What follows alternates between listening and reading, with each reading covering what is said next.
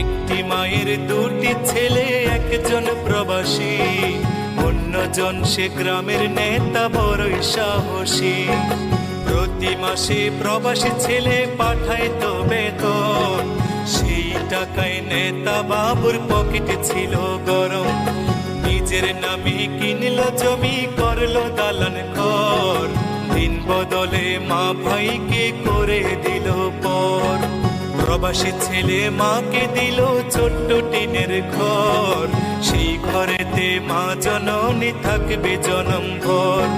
প্রবাসী ছেলে মাকে দিল ছোট্ট টিনের ঘর, সেই ঘরে মা জননী থাকবে জনম ভর। মা জননী খোদার কাছে বলে দুহাত তুলে, বুকের মানিক প্রবাসে রেখো আল্লাহ সুখে।